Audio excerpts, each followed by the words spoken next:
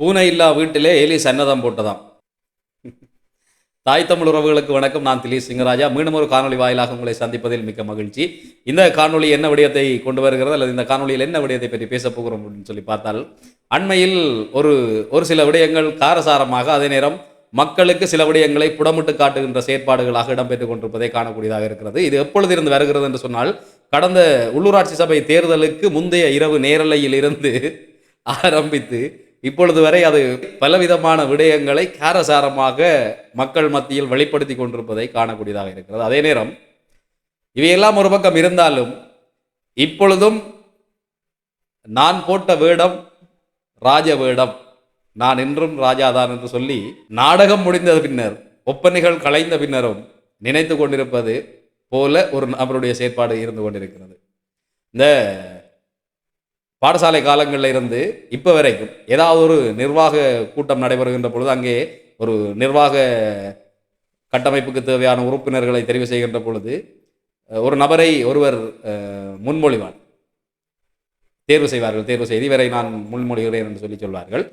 அதற்கு இன்னும் ஒரு நபர் வழிமொழிவார், அதை நான் வழிமொழிகிறேன் என்று சொல்லார்கள்.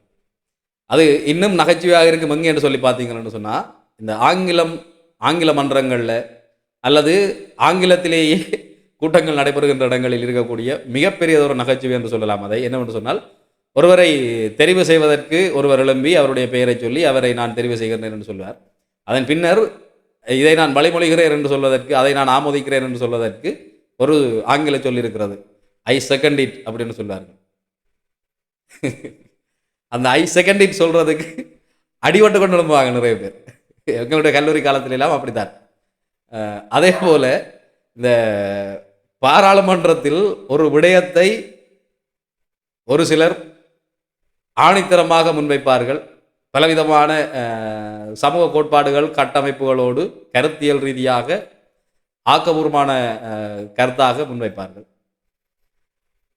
இன்னும் சிலர் அந்த கருத்துகள் தொடர்பாக, அந்த கருத்துக்களுக்கு நானும் அணி சேர்க்கின்றேன், அவர்கள் சொன்னது சரிதான், இப்படியான விடயங்களை பார்த்து தான் செய்ய வேண்டும் என்று சொல்லி ஒத்துதுவார்கள். அதுவரை அந்த விடயம் ஆரோக்கியமானது. அதன் பின்னர் நான் தாண்டா பூனைக்கு மணி கட்டினான் என்று சொல்லி குலர தூக்கினா அது தவறு. ஓமா இல்லையா? அப்படியான சில நிகழ்வுகள் தான் இப்போ அண்மையில் கண்ட வாட்டுக்கு நடந்து கொண்டிருக்கு. அது எப்படி சொல்கிறதுன்னு சொன்னால், நான் அங்கேருந்து வரேன்னு சொன்னால், உள்ளூராட்சி சபை தேர்தல் முடிவுகளில் இருந்து வார். பொதுவாக உள்ளூராட்சி சபை தேர்தலுக்கு முதல் அர்ச்சுனா ராமநாதன் ஒரு சில விடயங்களை சொல்லியிருந்தார். கொண்டு வந்து என்னென்னு சொன்னால், தங்களோட தேர்தல் வேட்பு மனுக்கள் திட்டமிட்டு நிராகரிக்கப்பட்டது என்று சொல்லி சொன்னார். மாநகர சபை முதல்வராக போட்டியிட்டவர் கையெழுத்தை இடாத அந்த வேட்புமனு திட்டமிட்டு நிராகரிக்கப்பட்டது என்று சொல்லி சொன்னார். இதை மக்களும் ஏற்றுக்கொள்வார்கள் என்று 100% அவர் நம்பினார். அதே போல நிராகரிக்கப்பட்டதால் நாங்கள் எல்லா இடமுமே இல்லை, ஒரு சில இடங்களில் தான் நிற்கிறோம். குறிப்பாக யாழ்ப்பாணத்தில் பருத்துறை நகர சபையில் நிற்கிறோம். மற்றது பூநகரி, மாந்தகிழக்கு, துணுக்காய், இப்படி சில இடங்களில் நிற்கிறோம். ஆகவே அந்த இடங்களில் இருக்கிறார்கள், நீங்கள் கட்டாயம் உங்களுக்கு தான் போடுவீங்கள். மற்ற இடங்களில் நீங்கள் என்ன செய்யுங்கன்னு சொன்னால், கயந்திரகுமார் பொன்னம்பலத்தின் சைக்கிள் கட்சிக்கு போடுங்கோ என்று சொல்லி சொன்னார். அதுக்கு பிறகு கொஞ்ச காலம் கழித்து உள்ளூராட்சி சபை தேர்தல் தொடர்பாக கஜேந்திரகுமாருக்கு என்னுடைய ஆதரவானது எப்படி இருக்கிறது என்று சொல்லிட்டு அதுக்கு ஒரு விஷயத்தை சொல்லியிருந்தார் மக்களுக்கு. எப்படின்னு சொன்னால், நாங்கள் நிற்கிற இடத்துல நீங்கள் ஊசிக்கு போடுங்கோ, மற்ற இடங்களில் இருக்கிற வேட்பாளர்கள் நீங்கள் அந்த அன்னைக்கு லீவ் எடுக்கலாம் என்று சொல்லி சொன்னவரோ இல்லையோ சொன்னவர். அதன் அர்த்தம் என்ன? ஒரு அரசியல்வாதி வேட்பாளராக நிற்கக்கூடியவர் தான் நிராகரிக்கப்பட்ட இடங்களில் அங்கே இருக்கக்கூடிய வாக்காளர்களுக்கு சொல்லுகின்ற விடயம் என்ன? நீங்கள் வாக்களிக்க வேண்டாம், நீங்கள் அந்த அன்னைக்கு லீவ் எடுங்கோ. அதுக்கு எதுக்கு? பிரதேச சபை தேர்தலுக்கு. அந்த இடத்துல இருக்கிற மக்கள் வாக்களிக்காமல் விட்டால், அவர்கள் விரும்பியோ விரும்பாமலோ அந்த இடத்துக்கு அவர்கள் விரும்பாத நபர்கள் வந்து விடுவார்கள். ஓமோ இல்லையோ, அதுதான் உண்மை. சரி, இந்த விஷயத்தையுமே அவர் சொன்னார், நீங்கள் லீவ் எடுக்கலாம், எங்கேயாவது டூர் போங்கோண்டெல்லாம் சொன்னார். முக்கியமாக சாவகச்சேரி பிரதேச மக்களுக்கு அவர் அன்பா ஒரு பெரிய கட்டளையே தந்தார். என்ன சரி, இதுக்கு பிறகு கூட கொஞ்ச நாள் கழிச்சு நான் இந்த கட்சிக்கும் ஆதரவானவராக இல்லை, சிங்கள கட்சிகளுக்கு மட்டும் போடாதேங்கோ, முக்கியமா என்பிபிக்கு போடாதேங்கோன்னு சொல்லி சொன்னார். சரி, இப்போ தேர்தலுக்கு முதல் நாள் இரவு வரைக்கும் அவருடைய செயற்பாடுகள் இப்படி தான் இருந்தது. அந்த இரவு, தேர்தலுக்கு முதல் நாள் இரவு ஒரு நேரலை, மிக முக்கியமான நேரலை, உண்ட வீட்டுக்கு ரெண்டகம் செய்த நேரலை, வளர்த்த கடா மார்பில வாஞ்ச நேரலை என்று சொல்லலாம். என்ன உண்மையிலேயே ஒரு சில இடங்களில் அந்த அவங்களுக்கு வந்து உண்மையிலேயே அது தேவைதான், அவைக்கும் வேணும் தான். அது சொன்னால் உனக்கு தெரிஞ்ச ஒன்றுமே இல்லை, போய் குட்டைக்கு விழுந்த நீ, உனக்கு தேவைதான் என்ற மாதிரி தான் விஷயம். ஆனால் சின்ன ஒரு கவலை இருக்குதோ இல்லையோ, எவ்வளோ காசை கொடுத்துட்டு கோடிக்கணக்கில் கொடுத்துட்டு, கோடிக்கணக்கிலேயோ லட்சக்கணக்கிலேயோ ஏதோ ஆதாரம் இல்லாத குற்றச்சாட்டுகள் கூடாது தானே, அதனால் கோடியிலையோ லட்சத்திலேயோ கொடுத்துட்டு துரோகிகள் என்ற பட்டம் எடுத்து கொண்டு இருக்க வேண்டியதாக போச்சு. சரி, இது ஒரு பக்கம் இருக்கட்டும். தேர்தல் முடிஞ்சதுக்கு பிறகு தேர்தல் முடிவுகள் நல்லதொரு பாடத்தை சொன்னது எங்களுக்கு. என்ன, நாங்கள் நிற்கிற இடத்துல எங்களுக்கு தான் போடுவீங்கன்னு தெரியும், எங்களுக்கு போடுங்கன்னு சொன்ன அதே கட்சிக்கு ஒரு சீட் கூட கிடைக்கல. நான் சொல்றது வந்து வேட்பாளர்களாக போட்டியிட்டு ஒரு ஆசனத்தை கூட வெற்றி பெறவில்லை. போனஸ் சீட், மேலதிக ஆசனம், போனஸ் சீட் வந்து கிடைச்சது.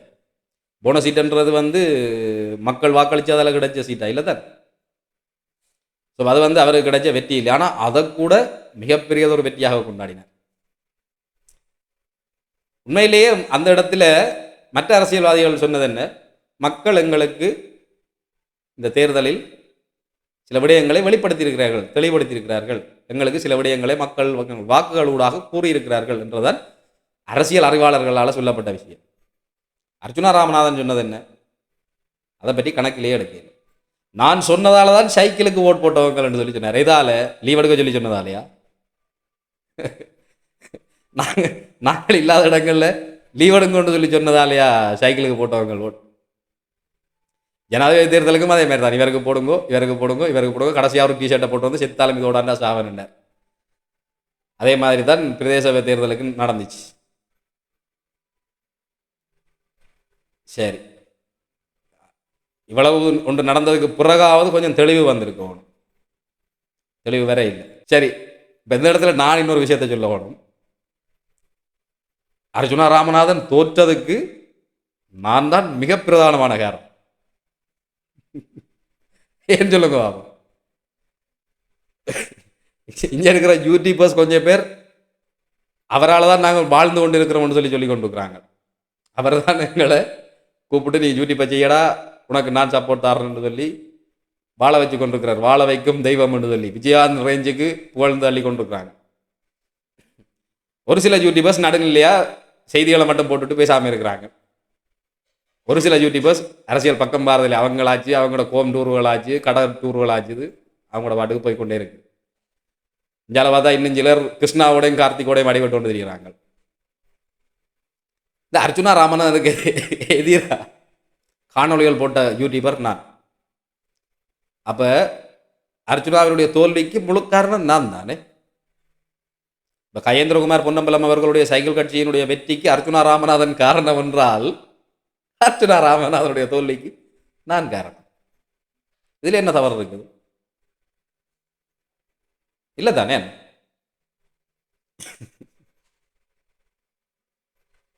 சரி, இது ஒரு பக்கம் இந்த விஷயம். நான் நகைச்சுவையாக சொல்லி கொண்டு போகிறேன். இதுக்குள்ளே வந்து நீங்கள் சிந்தித்துக் கொள்வீர்கள். ஏற்கனவே மக்கள் தெளிவாக இருக்கிறார்கள் என்பதற்கு பிரதேச சபை தேர்தல் முடிவுகள் வெளிப்படையான பதிலை தந்திருக்கிறது. ஆகவே இதுக்கு பிறகும் மக்களை ஒழித்துக் கொள்ளுங்கள் சொல்ல வேண்டிய அவசியம் எனக்கு இல்லை என்றதால நான் அதை சொல்ல விரும்பவில்லை.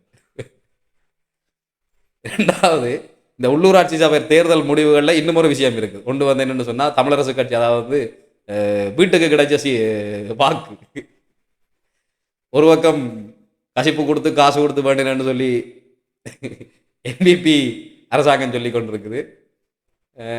இன்னொரு பக்கம் பார்த்தீங்கன்னு சொன்னால், மக்கள் எங்களுக்கு மீண்டும் அடிச்சு விட்டு திரிகிறார் எம்ஏ சுமந்திரன் ஐயா அவர்கள். அதை விட பெரிய நம்பிக்கை அவருக்கு, இந்த வாக்குகள் எல்லாம் எனக்கு மாகாண சபைக்கு விழப்போகிற மாலைகள் என்று சொல்லிக்கொண்டு நான் தான் மாகாண சபை பிரதான வேட்பாளர் என்று சொல்லிக்கொண்டு களத்தில் இறங்குறதுக்கு தயாராகி கொண்டிருக்கிறார். கட்சிக்குள்ளே பல அடிபாடுகளோடு வெளிக்கிட்டு இருக்கிறார். இந்தியாவில் பார்த்தீங்கன்னு சொன்னால் எங்களுடைய ஆள் சைக்கிள் கட்சியை வெளில வச்சவர், அவருக்கு அங்கே இன்னொரு வழக்கு கிடக்கு. அந்த வழக்கு அதை பற்றி ஒரு காணொலி ஒன்று தனியாக போடுறேன்னு பாருங்க. அதே நான் அது தனியாக போடுறேன்னு சொல்கிறேன்னு சொன்னால் அதில் சில விஷயங்கள் தெளிவுபடுத்த வேண்டியது இருக்குது. மக்களுக்கு அந்த வழக்கு தொடர்பாக சில விஷயங்களை சொல்ல வேண்டியது இருக்கிறதால அதை தனி ஒரு காணொலியாக போடுறேன். 6ஆம் மாதத்தோட சில நேரம் அவர் சொன்னபடியே அன்றைக்கு ஒரு காணொலி ஒன்று போட்டிருந்தாரே, வழக்குக்கு போக முதல் இன்றோட நான் வலிக்கிறேன், இனி கௌசல்யா தான் அங்கே போகிறா, நான் மாகாண சபையில் உங்களை மீண்டும் சந்திக்கிறேன், அங்கே வந்திருந்து கொண்டு அடிபடுவேன், டிசிசியில் கத்தின மாதிரி கத்துவேன் என்று சொன்னார்.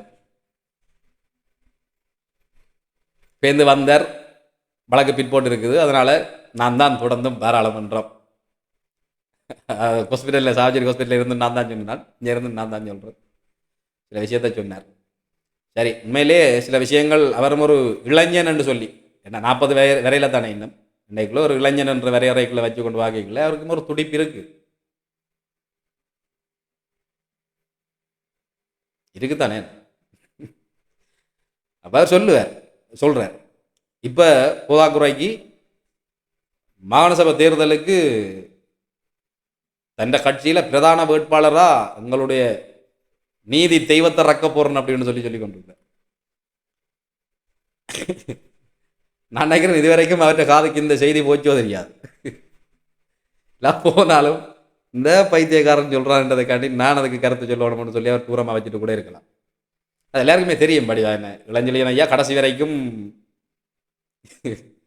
அவர் தேர்தலுக்கு வருவார், அரசியலுக்கு வருவார். அது எல்லாருமே எதிர்பார்க்குற விஷயம், மக்கள் எல்லாருக்குமே அது ஒரு ஆர்வமான விஷயமா இருக்குது. இளஞ்செழியன் ஐயா வர வேணும், அவரை தேர்தலில் நாங்கள் வேட்பாளராக பார்க்கணும், அவருக்கு நாங்கள் வாக்களிக்கணும்னு சொல்லி மக்கள் எதிர்பார்த்து கொண்டிருக்கிறார்கள். அதில் 100% உண்மை. வாரதும் வராதும் அவற்றை கையில் தான் இருக்கு. அவர் வருவாரோன்றது அவருக்கு தான் வெளிச்சம்.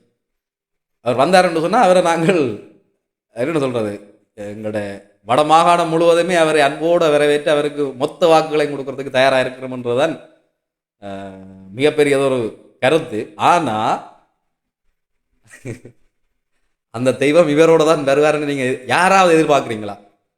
நான் இதில் யாராவதுன்னு கேட்ட உடனே நான் எதிர்பார்க்குறேன்னு சொல்லி அவற்றை செம்புகளை யாருமே போட்டுறாதீங்க. வருது உங்களை கணக்கிலே எடுக்கிற அப்ப பதறுகள் நீங்கள் எல்லாரும் உங்களை போல பேரை நம்பித்தான் அந்தால் அவ்வளோ வீர வசனங்கள் பேசினது. என்ன கடைசியாக நீங்கள் கூட போடல ஓட், என்ன ஃபேக் ஐடியெல்லாம் போடலாதானே அந்த மனுஷனுக்கு அது தெரியாமல் போச்சு. சரி இருக்கட்டும் விடுங்க. அப்போ இப்படியெல்லாம் சொன்னார். அவரை கொண்டு வந்து நிப்பாட்ட போகிறோம், நடக்கிற விஷயங்களை பற்றி கதைங்க ஐயா ப்ளீஸ். எப்படி வசனம் இது? இந்த வசனம் சொல்லத்தான் ஞாபகம் வருது, அடுத்த பிரச்சனை ஒன்று ஓடிக்கொண்டிருக்கு. எதிரிக்கு எதிரி நண்பன் என்று சொல்லி இந்த கருத்து சொல்றது நாங்கள் எல்லாருமே பார்த்துருக்கோம், ஓமோ இல்லையோ? அப்படி பார்க்கக்குள்ள இப்ப இந்த ஐயா பெருந்தகை அர்ச்சுனா ராமநாதன் அவர்களால் அண்மையில் துரோகிகள் பட்டம் பெற்றுக்கொண்ட தமிழ் பாக்ஸ், அவங்களோட லைவில் நீங்கள் பார்த்துருக்கலாம். யாரு என்று சொன்னால் சாவகச்சேரியின் விடிவள்ளி நம்பிக்கை நட்சத்திரம் சதீஷ் அண்ணன் அர்ச்சுனா ராமநாதனுக்காக ஒரு அம்மாவை அவதூறு செய்தார். அதுக்கு பிறகு அதே யூடியூப் தளங்களில் மன்னிப்பும் கேட்டார். அந்த கருத்துக்களை நான் வாபஸ் வாங்குறேன் என்று சொல்லியும் சொன்னார். அந்த இடத்துல அந்த மனுஷனை நான் மெச்சுறேன். இல்லை, சதீஷ் அண்ணையை பற்றி நான் சில விஷயங்கள் சொல்ல வேணும், தனிப்பட்ட அவரை பற்றி என்று சொல்லி சில விஷயங்கள் நான் சொல்கிறேன். அதுக்கு முதல் இந்த பொதுவான விஷயத்தை சொல்லி போட்டு அவரை பற்றி சொல்கிறேன், சரியோ? ராமன் வனவாசம் செய்துன்ற நேரம் குகன் என்று சொல்லி ஒரு ஆளை சந்திச்சாராம். முன்ன பின்னே அவரை கண்டதே இல்லை. அந்த மனுஷன் இந்த மனுஷனுக்கு மீன் எல்லாம் பொறிச்சு கொடுத்து அப்படி உபசரிச்சுதான். அவ்வளோ ஒரு அந்த என்ன சொல்கிறது, குகனுக்கு அவ்வளோ ஒரு பற்று இருந்தது, ராமர் மேல் அன்பு இருந்தது. அது மாதிரி அர்ச்சுனா ராமநாதன் மேலே சதீஷ் ஐயாவுக்கு அவ்வளோ ஒரு பற்று இருந்தது. ஆரம்பத்திலே அவற்றை வேட்பாளர்கள் போய் நிற்கல தூக்கி எறிஞ்சு அட்டகாசம் செய்து அதுக்கு பிறகு தான் இவையெல்லாம் உண்டாகினது. அதுக்கு பிறகு சில விஷயங்களில் அவை ஒத்து போய் கொண்டு தங்களுக்குள்ள சில விஷயங்களை பகிர்ந்து கொண்டு இருந்தது. அதே நேரம் நான் உங்களுக்கு ஏற்கனவே ஒரு காணொலியில் சொல்லியிருந்தேன், அர்ச்சுனா ராமநாதனுடைய அரசியல் பேச்சாளராக கூட, ஊடக பேச்சாளராக கூட இவர் தான் இருக்கிறாரோ தெரியாது அப்படின்னு சொல்லி அவ்வளோ தூரத்துக்கு அவருடைய கருத்துகள் இருந்தது. அண்மையில் பார்த்தீங்கன்னு சொன்னால் அவருக்கும் இவருக்கும் கருத்து வேறுபாடு. இப்பொழுது அவர் இவரோடு இல்லை, கட்சி ரெண்டு விளத்திட்டார், தூக்கி எறிஞ்சிட்டு போயிட்டேன். இனி நான் இவரோட சேர்ந்து பயணிக்க இல்லை அப்படின்னு சொல்லிட்டு போயிட்டேன். இந்த மனுஷன் போனதுதான் போயிட்டு. அவர் போனதுக்கு பிறகு எங்களுடைய ஆள் ஒரு வெளிப்படையான காணொலி ஒன்று போட்டிருந்தார் பார்த்தீங்களா. உண்மையில் அந்த காணொலி தான் மிகப்பெரியதொரு, எனக்கே அந்த காணொலியை பார்த்தீங்கன்னா அழுக வந்துட்டேன். ஐயோ அர்ச்சுனா ராமநாதன் ஐயா உங்களுக்கா இந்த நிலைமை, தெய்வமே அப்படின்னு சொல்கிற மாதிரி. தெரியுமா அந்த விஜயகாந்த் ஒரு அப்படி அப்படி அப்படி இருந்து போட்டு கோவைகளில் அந்த சரத்குமாருக்கு ஒரு பாட்டு, ஐயா துற நீ பல்லாட் இது சுயநல பூமி ஐயா துற, என்ன மாதிரி கண்ணீர் வந்துச்சுதான். அவ்வளவு தூரத்துக்கு அந்த அவருக்கு அவ்வளோ பெரிய சதீஷ் அண்ணா இப்படி செய்வாருன்னு நான் எதிர்பார்க்கவே இல்லை. குத்திட்டார், நெஞ்சில் குத்துவாருன்னு பார்த்தா முதுகில ஊத்திட்டார் என்று சொல்லி போட்டு, சதீஷ் அண்ணா இப்படி செய்தவர், நாங்கள் அப்பவே அவரையும் இப்படிதான் தமிழ் பாக்ஸுக்கு சொன்னார். உங்களை அந்த காணொலியில் நேரில் சொன்னார், நீங்கள் ஏற்கனவே தவறானவர் என்று தெரிஞ்சு கொண்டு தான் நான் உங்களோட பயணித்து கொண்டிருந்தேன் நான் என்ற மாதிரி. சதீஷ் அண்ணையும் அதே மாதிரி தான் சொன்னார், நீங்கள் ஏற்கனவே தவறானவர் என்று தெரிஞ்சு கொண்டு தான் உங்களோட நான் பயணித்து கொண்டிருந்தேன், அவரை நாங்கள் கொண்டு தெரிஞ்சு நாங்கள் சொல்லி அதுக்கு ஒரு உதாரணம் கொண்டு சொல்லியிருந்தார். அந்த உதாரணம் தான் மிகச்சிறந்த உதாரணம். உலகத்திலேயே ஒரு தேசிய பற்றாளனாக தலைவர் மீது அதீத பற்றும் நம்பிக்கையும் கொண்ட ஒரு அரசியல்வாதியால் சொல்லக்கூடிய மிகப்பெரியதொரு கருத்தாக இதைத்தான் நாங்கள் பார்க்கலாம். மக்களே, எதை என்று நினைக்கிறீங்கள்? காருக்குள்ள விரைக்குள்ள அந்த வெத்தில துப்புற கதைகள் எல்லாம் விடுங்கோ, அது வேற. அந்த வெத்தில துப்புறதுக்கு ஒரு கதை, அதாவது என்ன சொன்னால் இவருக்கு வெத்தில மனம் பிடிக்காது. ஒரு வீடியோவில் சொல்லிக்கார், அந்த வெத்தில மனம் இவருக்கு ஓமிட்ட கொண்டு வரும். வெத்தில மனம் உங்களுக்கு ஓமிட்ட கொண்டு வரும்னு சொன்னால் அந்த மனுஷனை வேற காரில் ஏற்றி விடுங்க.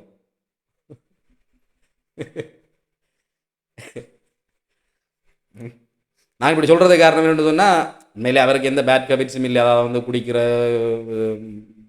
சிகரெட் பத்திர இந்த பழக்கங்கள் ஒன்றும் இல்லைன்னு சொன்னால், அவர் அந்த வெத்தில ஸ்மெல் அவருக்கு இதாக இருக்குன்னு சொன்னால் அதை ஏற்றுக்கொள்ளலாம். அவருக்கு ஒரு பழக்கம் இல்லை, அவரே குடிக்கிறவர் தானே. அவர் இதை சொன்னார், நான் ட்ரிங்க் பண்ணுறேன்னா அவர் பப்ளிக்காக சொல்லியிருக்காரு. அதனால் நீ குடிச்சிட்டு வரைக்குள்ள குடிக்காத ஒருத்தனுக்கு அந்த மனம் கூட பிடிக்காது தானே. அப்படி பார்க்கல வெத்தில என்னப்பா, வெத்திலன்றது எங்களோட கூட இருக்கிற சாமான் தமிழர்களோட. எப்படி சொல்கிறது தெரியுமா? அதை பாட்டொண்டே இருக்குது, பழைய பாட்டொண்டு. சாப்பிட்ட பின்பொரு தாம்பூலம் சந்தோஷ வேளையில் தாம்பூலம் ஆப்பிட்ட போதெல்லாம் ஆட்டுரல் போல்வாயை ஆட்டிச்சு வைப்பது அழகல்லவே ஒரு பாட்டு இருக்கு. தாம்பூலம் சொன்னால் வெத்தில என்னங்களை தெரியுமே. அப்போ சாப்பிட்ட பின்பொரு தாம்பூலம் சந்தோஷ வேளையில் தாம்பூலம்னு சொன்னால் அந்த கொண்டாட்டங்களில் சந்தோஷமாக எல்லாரும் சேர்ந்து உறவுகளோட சேர்ந்துருக்கீங்க, ஒரு வெத்திலையை போட்டுக்கொண்டு கதைச்சி சிரிச்சு இருக்கிற அந்த நேரத்தில் ஒரு வெத்தில போடுறது. சாப்பிட்ட அப்புறம் என்ன சொல்லிக்கல, நன்மதியுமே எதுவாக இருந்தாலும் ஒரு இடத்துல ஒரு சாப்பிட்ட அப்புறம் ஒரு வெத்தில ஒருக்கா சாப்பிட்றது, சாப்பிட்ட பிறகு ஒருக்கா தாம்பூலம் சந்தோஷ வேளையில் ஒருக்கா தாம்பூலம் ஆப்பிட்ட போதெல்லாம் ஆட்டுரல் போல்வாயை ஆட்டிச்சு வைப்பது அழகல்லவேன்னு சொல்லி எப்போ பார்த்தாலும் பேக்கை வெத்தில வச்சுட்டு வெத்தில வாயன் ரெண்டு பேர் எடுக்கிறது அழகில்லை. அதான் அந்த பாட்டு சொல்லுது. ஆகவே வெத்தில ஓடுறது தப்பில்லைன்னு சொல்லி உங்களுக்கு தெரியும். அதை விட வெத்தில இப்போ நவீன விஞ்ஞான கண்டுபிடிப்புகளில் வெத்தில கேன்சரை கொண்டுறதுன்னு சொல்லியிருக்காங்களே தவிர, வெத்தில எத்தனையோ நோய் நிவாரணி என்று சொல்லி எங்களோட தமிழர்கள் சொல்லி கொண்டிருக்கிறாங்க. ஏன்னா தமிழற்ற மருத்துவம்ன்றது ஆரம்ப மருத்துவம். அதனால் சரி, அந்த சட்டரை விடுங்க, அதை நான் தனியாக வாரம் வேணும்னா. இப்போ அந்த வெத்தில சம்பந்தமான விஷயம் வரைக்குள்ள ஐயா ஒரு விஷயத்தை சொன்னார். சதீஷ் ஐயா சொன்னவராம்,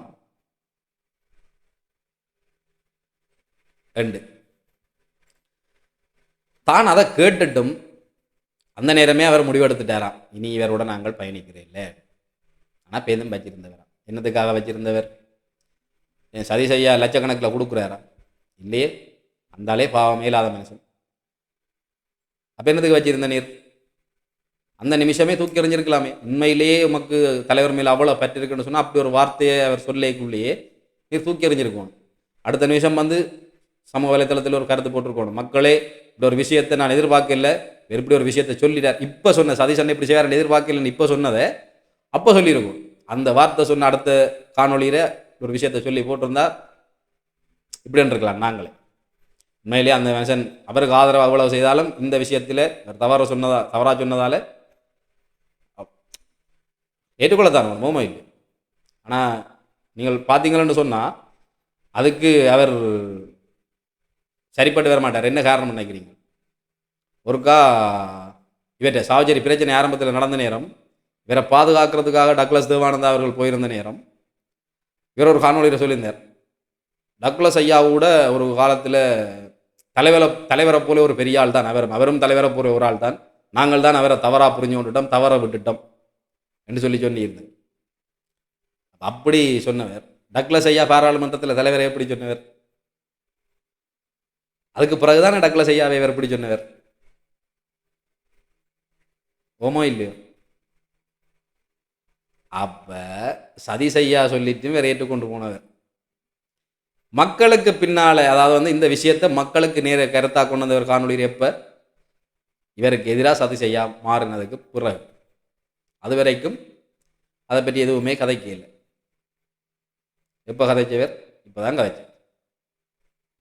சரி, அந்த மனுஷன் அது இன்னொரு யூடியூப்காரன் ஒரு வீடியோ ஒன்று போட்டுருந்தேன் நான் பார்த்தனதில். எப்படின்னு சொன்னால், தான் அர்ச்சுனா ராமநாதனால தான் உருவாகினவராம், அர்ச்சுனா ராமநாதனால மக்களுக்கு அறியப்பட்டவர், அதனால் அவருக்கு தான் விசுவாசமாக இருக்கிறாராம், அவருக்கு எப்போவுமே தான் தவறிழைக்க மாட்டாராம். அடுத்த டிக்கெட் நீதான் அடியோய். உங்களெல்லாம் நினைக்க பாவமாக கிடக்கு, பரிதாபமாக கிடக்குறாப்பா. உங்களை விட எத்தனையோ மடங்கு முன்னுக்கு ரெண்டு தான் அந்த சதி செய்ய இன்றைக்கு அந்த அளவு கிடைக்குதுன்னு இருக்கும். இவங்க தமிழ் பாக்ஸ்காரர் தெரியுமா உங்களுக்கு?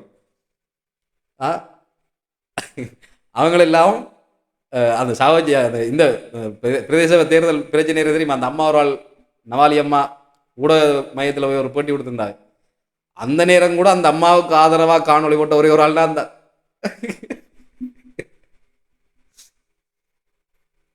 வேறு யாருமே அந்த அம்மா நியாயமாக கதைக்கல. எல்லாருமே அம்மாவை ஏளனமா எப்படி சொல்கிறது, அவ்வளோ அசிங்கமாக அவங்களோட குடும்பத்தையே பேசியிருந்தாங்க. இந்த தமிழ் பாக்ஸ் எல்லாம் அந்த அம்மாவை போட்டு கிளின்னு கிழிச்சாங்க. அந்த அம்மா கோல் எடுக்கிறாங்களாம், வாங்குவேன் எங்கிட்ட லைவ்ல வந்த கதை. ஐயோ ஐயோ, இதே தான் அந்த யூடியூபருக்கு வரும், விரைவில் வரும், வாழ்த்துக்கள். அந்த பயவுள்ள வந்து சொல்லுது, அர்ச்சுனாவால் தானே தான் வாழ்றார், அதனால் அவருக்கு தான் எப்போவுமே விசுவாசமாக இருப்பாராம். தான் சதீசன்னையோட கதைச்சு அவருக்கு பற்றி ஒரு காணொலி, அவர் நேரடியாக போய் காணொலி செய்வோம்னு பார்த்து வராம், அதாலே ஒரு சின்ன காசு பார்ப்போம்னு பார்த்து வராம், பாய்க்கையில் கிடைக்கல சந்தர்ப்பம். சதீசன்னை முடிவை மாற்றி இருக்கலாம், அவர் விட்டு போயிட்டார் அப்படின்னு சொல்லி சொன்னார். எனக்கண்டா மனசுக்குள்ளே இருக்குதுன்னு சொன்னால், அர்ச்சுனா ராமநாதனை பற்றி அவர் காணொலி போட்டதை விட அர்ச்சுனா ராமநாதனை பற்றி சதீஷ் ஐயா சொன்னாரே, அது இப்போ அதாவது என்ன சொன்னார், அர்ச்சுனா ராமநாதன் பற்றி மட்டும் இல்லை, அவரை பற்றி அவர்கிட்ட ஊசி கட்சி சார்பாக சில கருத்துகள், அவருக்கு எதிராக இருக்கக்கூடியவர்களை பற்றி போட்ட வீடியோக்கள் எல்லாமே அந்த சதீஷ் ஐயா சொன்ன கருத்துக்களை தான் வேற்ற யூடியூப்பில் பார்க்கலாம் நீங்கள் முக்காவாசி வீடியோவை. அப்போ அந்த சதீஷ் ஐயாவால் தான் இவனுக்கு காசு கிடைச்சது, வாழ்க்கை கிடைச்சது, உழைப்பு கிடைச்சது. ஓமா இல்லையோ? நான் யதார்த்தவாதி, வெகுசன விரோதி. இந்த வீடியோவை நீங்கள் பார்க்கறதால எனக்கு ஓச்சவசம் விவோசம் வந்து சேரும், விரைவில் இது மொனிடைசேஷன் ஆகும், தொட்டு எனக்கு வரும். அதனால உண்மையிலேயே இந்த காணொலியை பார்த்து கொண்டிருக்கிற உறவுகள் நீங்கள் யாராக இருந்தாலும், அர்ச்சுனா ராமநாதனுடைய அசல் சம்புகளாக இருந்தாலும் உங்களுக்கு நன்றி. உங்களாலையும் எனக்கு வியூவர்ஸ் வரப்போகுது வருது, அதனால உங்களுக்கு நன்றி. நான் எப்பவுமே உங்களுக்கு நன்றியுடையவனாக இருப்பேன். அப்போ அவர் சொல்றார் இப்படி அந்த மனுஷனை. சரி, நான் இவரை பற்றி தனியாக சொல்லணும்னு சொன்னா தானே, இந்த சதீஷ் ஐயாவை பற்றி ஒரு சில விஷயங்கள் தான், கணக்கையில் இவரை பற்றி சொல்றதுக்கு ஒரு சில விஷயங்கள். அதாவது இந்த சாவச்சேரியில் போய் ஊசி காட்சி வேட்பாளர்கள் அவரை சந்தித்த நேரத்தில் ஆரம்பத்திலே அவர்கள் அந்த கொடுத்த அந்த லீஃப்லெட்டையே தூக்கி எறிஞ்சு போட்டு பேசி கலைச்சர்ன்னு சொல்லி ஒரு விஷயம் இருக்குது தானே. அந்த இடத்துல அந்த மனுஷனை போற்றவன். உண்மையிலேயே இப்போ இருக்கிற பல எங்களோட முன்னாள் போராளிகள்கிட்ட மைண்டில் இருக்கிற மனசில் இருக்கிற மிகப்பெரிய விஷயமே இதுதான். எந்த அரசியல்வாதி வந்தாலும் பேசி கலைப்பாங்க. அப்போ அப்படி ஒரு மனநிலையோடு அந்த மனுஷன் அப்போ இருந்தது. அந்த இடத்துல அவரை பாராட்டணும். அதுக்கு பிறகு போய் அவரோட கதைச்சு உண்மையிலேயே உங்களை போய் ஆக்களுங்களுக்கு வேணும், நீங்கள் எங்களோட தொடர்ந்து பயணிக்கணுன்ற பிறகு அவரும் சரி ஓகே, இந்த மனுஷன் ஜாவச்சேரி ஹாஸ்பிட்டலில் பெரிய ஒரு விஷயத்தை செய்தது தானே, சரி நாங்கள் பின்னால் நிற்போம்னு சொல்லி பயணிக்க வழிகிட்டது தான். அந்த நேரமும் அவர் தேங்காய் வைத்து கொண்டு தான் இருந்தவர், அந்த நேரமும் அவர் கால் இல்லாமல் தான் இருந்தவர், அந்த நேரமும் அவர் கஷ்டத்தோடு தான் இருந்தவர். அந்த நேரத்தில் அந்த மனுஷனுக்கு ஒரு வீடு கட்டி கொடுங்கன்னு சொல்லி ஒரு வீடியோ கூட இல்லை, அவருக்கு ஒரு வாழ்வாதாரம் செய்து கொடுங்கன்னு ஒரு வீடியோ கூட இல்லை. இந்த கரையோரத்தில் மலைக்குள்ளே நினைஞ்சு கொண்டு தான் இந்த மனுஷன் வியாபாரம் செய்து மழை காலத்தில் அதில் இருக்கவே இல்லாதுன்னு சொல்லி ஒரு வீடியோ கூட இல்லை. வஞ்ச புகழ்ச்சின்னு சொல்லுவாங்க தெரியுமா, அவர் போட்ட காணொலியில் அவர் செய்தது எல்லாமே வஞ்ச புகழ்ச்சி. அந்த மனுஷனை உண்மையிலே அவர் சொல்லியிருக்க வாய்ப்பு இல்லை. அப்படி அவரை கேட்டவர் அந்த யூடியூப்காரர் அவர் சொன்னார் நான் சொல்ல இல்லையாண்டு. மற்ற பாட்டிகிட்ட கேட்டவரா ஆதாரம் கிடக்கின்றவையாம் கொடுக்க இல்லையா, எப்படா அவங்க ஆதாரம் கிடக்கண்டோடு கொடுத்துருக்குறாங்க. இன்றைக்கு வரைக்கும் எங்கேயாவது ஒரு இடத்துல ஆதாரம் கொடுத்துருக்குறாங்களா? ஆதாரம் கொடுக்குறதுக்கு போங்களா நீங்களும் கூட கருத்துகளும். அப்போ ஆதாரம் தாரண்டவங்களாம் இன்னும் தரையில்லையா. சரி, இந்த மனுஷன் சொன்னதோ சொல்ல இல்லையோ, அது ரெண்டாவது இடம். சொல்லியிருந்தால் அது சொல்லியிருந்தால் மிகப்பெரிய தவறில்லை. அந்த மனுஷன் எனக்குண்டா அவற்ற பயணம் அவர் போன அந்த இதுகளை வச்சு பார்க்கல அந்த மனுஷன் இப்படி ஒரு வார்த்தை சொல்லியிருக்கான்னு தோணுது. ஆனால் அந்த நவாலி அம்மாவே அவர் சொன்ன விஷயங்கள் இருக்குல்லோ, அதையே நான் தான் சொன்னேன். நான் அப்படி பார்க்கக்குள்ள சொல்லி இருக்கலாம் சில நேரம், இவர் சொல்லியும் இருக்கக்கூடிய ஆள் தான். என்ன ரொம்ப ஓவரா சதி செய்யாவ தலையில தூக்கி வைக்கவும் மேலாது. அதே நேரம் உண்மையிலே இந்த இடத்துல அர்ஜுனா ராமநாதன் அவர்கள் உண்மையிலே அந்த ஐயா மேல கரிசனை இருந்திருந்தா இந்த விஷயத்தை எல்லாம் அவர் அப்பவே சொல்லியிருக்கும். லட்சக்கணக்கில் கோடிக்கணக்கில்னு சொல்லி குற்றம் சாட்டுறாங்களா அவங்க காசு கொடுக்கலையே, அடே இந்த மனுஷனுக்கு ஒரு கடையை கட்டி கொடுங்கடாப்பா, அந்த ஆளுக்கு ஒரு வாழ்வாதாரத்தை உருவாக்கி கொடுங்கடாப்பா, அந்த ஆளுக்கு ஒரு வாழ்க்கையை உருவாக்கி கொடுங்கடாப்பா, வீட்டை கட்டி கொடுங்கடாப்பான்னு சொல்லி அப்போ சொல்லியிருக்கணும். உண்மையிலே அவர் அக்கறை இருந்தால் அவர் அப்போ சொல்லியிருப்பார், அதுக்குரிய வழிகளை செய்திருப்பார். வாய்ப்பு இல்லையே சொல்லுங்க. எனக்கு ஒரு ஆள், நான் அவர்கிட்ட பேர் சொல்ல மாட்டேன், நீங்களே கண்டுபிடிப்பீங்கள். அந்த ஆள் சொல்லிச்சுது, தேர்தல் நேரம் இந்த தேர்தல் வேலையெல்லாம் ஒரு இளைஞன் ஒரு ஆள் தேர்தல் வேலையெல்லாம் செய்து கொண்டிருக்கீங்களே வேற்ற கட்சியில் தான் தேர்தல் செலவுகள் அளிக்கிறது கூட ஒரு ரூபா காசு தரமாட்டுதான். இவ்வளோ கஷ்டப்பட்டு தாங்கள் செய்தது. என்ன இதற்காக நாங்கள் செய்யணும், மக்களுக்காக செய்யணும்னு சொல்லி இழுத்து போட்டு எல்லாத்தையும் செய்ததான். அது ஒரு சில இடங்களில் தானே இவ்வளோ காசு முடிஞ்சுன்னு சொல்லிக்கல, அதை கொடுக்குறதுக்கு கூட எவ்வளோ கஷ்டப்பட்டு தானே கொடுத்தது அந்த மாதிரி காசு கொடுக்குறது. அப்படியான மைண்ட் செட்டில் இருக்கிறவர் இந்த ஐயாவுக்கு ஒரு கடையாக போட்டு கொடுத்துருப்பார். சரி, சதி செய்யாக்க ஒரு கடையை கட்டி கொடுங்கன்னு சொல்லி காசை கொடுத்துருந்தா கூட கடைசி வரைக்கும் கொடுத்துருக்க மாட்டார். அதுதான் உண்மை. அதுக்குள்ள இப்போ வந்து சொல்றாரு அதை. அதுக்கு பிறகு கிருஷ்ணாவை போய் கார்த்திகை போய் பாராளுமன்றத்தில் வச்சுருக்காரியோ அவங்கள் சரி ஒரு கதைக்கு அவங்கள் வெளிநாட்டிலேருந்து வர காசை கொள்ளை அடிக்கிறாங்கன்னு வைங்க, கொள்ளை அடித்தாலுமே திரோசனத்துக்கு கொடுத்தவங்க. நீ என்ன இதை நீ வங்கி கணக்கு போஸ்டர் அடிச்சு ஒட்டி விடுங்க. இவற்ற அடுத்த மாகாண சபை தேர்தலுக்கு அப்படித்தான் நடக்க போகுது. போஸ்டர் ஒட்டைக்குள்ள ஒரு போஸ்டர் வேற்ற முகத்தோட அதுக்கு பக்கத்தில் அடுத்த போஸ்டர் வங்கி கணக்கில். இப்போ ஒரு கதை கொண்டு போய் கொண்டு கரண்ட் அக்கௌண்ட் ஒன்று ஓப்பன் பண்ணி கியூஆர் கார்டு எல்லாருக்கும் அனுப்பிவிட போகிறாராம். நீங்கள் ஸ்கேன் பண்ணியே பே பண்ணலாம். அக்கௌண்ட் நம்பரை மாறி அடித்தா வேறு யாருக்கும் ஐயோ ஏன்னா நகைச்சுவையாக பெம்பலாக கதை கொண்டுக்கிறது காரணம் என்ன நினைக்கிறீங்க? அதாவது ஒரு விஷயம் அவர் மக்களிடம் தூரமாக்க வேணும் என்ற காலம் இருந்தது. அந்த நேரம் காத்திரமான விடயங்களை கருத்தாக நாங்கள் சொல்லியிருந்தோம். சரி, மக்கள் இப்போ தூரமாக வச்சுட்டினோம். அதனால் இனி கிட்டவும் வரக்கூடாதுன்னு சொன்னால் எங்களை சனம் கொஞ்சம் பகுதியாக என்ன சொன்னால் எல்லாத்தையும் கவலையாக இருந்து சோகமாக இருந்து பாராளுமன்றத்தின் உரையை பார்த்தா ஐயோ உப்பளம் திறப்பாங்களோ, ஐயோ காணி விடுவாங்களோ, ஐயோ வேற பிரச்சனை தீருமோ, ஐயோன்னு சொல்லி ஒவ்வொரு பிரச்சனையும் யோசிக்க வேண்டி கிடக்கேன் அவங்களோட கதையால். நானும் அதே மாதிரி கதை இவன் வேற வந்து பயப்படுத்துறான்னு சொன்ன யோசிக்கக்கூடாதுன்றதால கொஞ்சம் நகைச்சுவையா கதைப்பன் சிரிப்பம் என்று சொல்லி போட்டு கதைக்கிறேன். அம்பலம் ஏற்று சட்டி இப்படி தான் இருக்கும். நீங்கள் மற்ற யூடியூப் தளங்கள் மாதிரி இதை எதிர்பார்க்கலாது. இது எப்போவுமே இப்படி தான் கதைப்பேன், இப்படி தான் இருக்கும். எந்த விஷயத்தையும் நகைச்சுவையோடு சொல்லிட்டு போகலாம். சரி, விஷயத்துக்கு வரும். ஆகவே ஒரு வஞ்ச புகழ்ச்சின்ற மாதிரி தான் அந்த விஷயத்தை அவர் சொல்லியிருந்தார். அந்த ஐயா அவருக்கு எதிராக மாறிட்டார்ன்றதால அந்த ஐயாவை அவர் ஏழ்மையானவர், அவற்றை நிலைமை இப்படி தான் இருக்குன்றத அவர் எப்படி சொல்கிறாருன்னு சொன்னால், அந்த ஐயா மழை தூர்ற இடத்துல இருக்கிறாரா,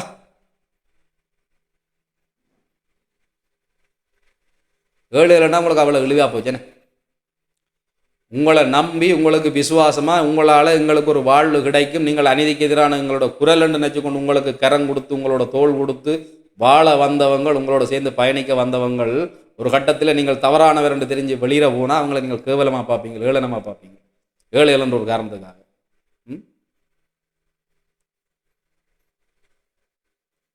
அவங்களோட தகுதிகளை அவங்களோட நிலைகளை அப்படி கேவலமாக ஏளனமாக சொல்லுவீங்க. இது சதி செய்யாவுக்கும் வேணும் தான். ஏன் தெரியுமோ, அது தமிழ் பாக்ஸுக்கு வேணும் துரோகி, இவருக்கு இது வேணும். ஏன் தெரியும், நான் ஒருக்கா சொன்னேன், உங்களுக்கு சொல்கிறேன் நினைக்கிறேன், பெண்பாவம் பொல்லாதது என்னத்தை சொல்ல. சரி, இது ஒரு பக்கம், இது இப்படியே போகுதுன்னு வைங்க. இன்னும் ஒரு விஷயம் இருக்கு, என்னன்னு சொன்னா, இந்த பாராளுமன்ற உரை மெயின் மேட்டர் வெயிட் பண்ணுங்க அடுத்த காணொலிக்கா. பாய். சிரிச்சு சாவுங்க. ஒரு வாய்க்கொழுப்படுத்தா அடுத்தவன் வரக்கெழுப்புழுத்தா அவன் தோல் உரிப்பவன்டா, தமிழச்சி பால் குடிச்சவன்டா.